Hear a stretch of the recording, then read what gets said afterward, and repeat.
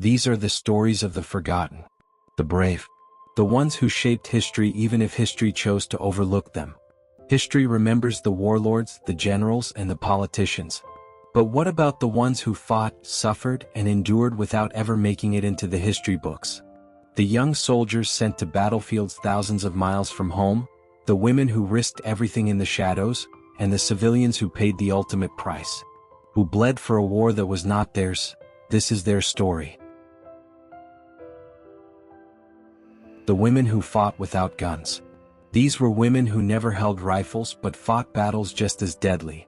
Edith Cavell, a British nurse, secretly smuggled Allied soldiers out of German-occupied Belgium, knowing fully well the price of being caught.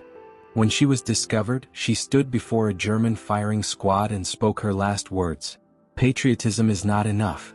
I must have no hatred or bitterness towards anyone." Moments later, gunfire silenced her forever.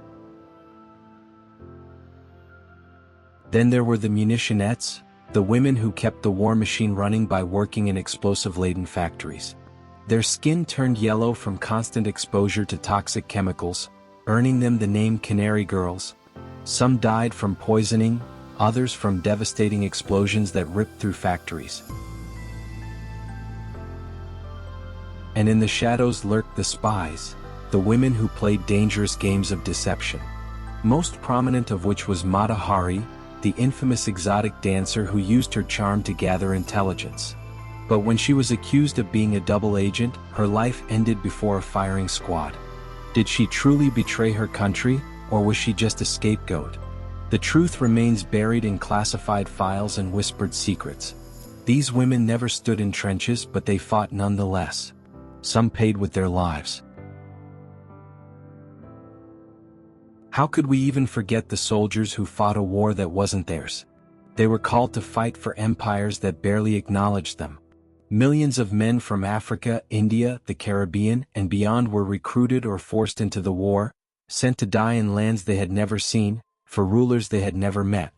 Imagine Bakary, a young soldier from Senegal, standing knee-deep in mud on the Western Front, clutching a rifle that jammed in the cold. His breath is visible in the frozen air as he watches his comrades, men who grew up under the burning African sun, struggle to survive in a war that wasn't theirs. They were promised honor, but they returned to utter silence. Or Kadadat Khan, the Indian soldier who held his machine gun position long after his crew was killed, fending off German attacks alone until reinforcements arrived. He was awarded the Victoria Cross, the first Indian to receive it. But thousands like him perished and their sacrifices erased from history.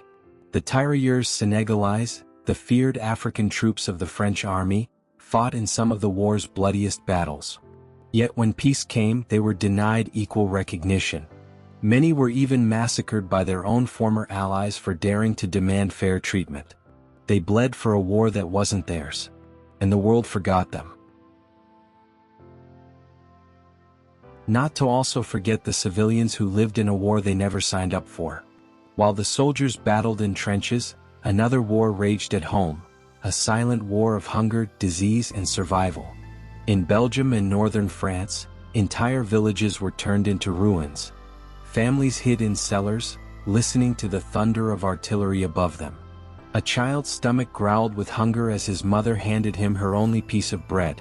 In Germany, the British naval blockade cut off food supplies, leading to a famine that claimed the lives of over 400,000 civilians.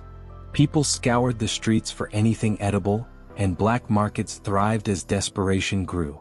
And then, just as the war was ending, something even deadlier arrived: the Spanish flu.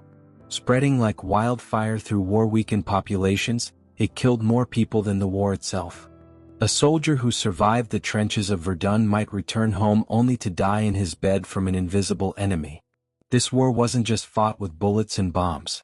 It was fought in kitchens, in hospitals, in the silent cries of mothers who lost everything. And you may probably think, why do these stories even matter? But it does, and unfortunately, history has a way of forgetting the ones who mattered most, deeming them as insignificant. The soldiers who fought without recognition, the women who risked everything, the civilians who suffered in silence. but we can remember them and pay them the respect and honor they deserve.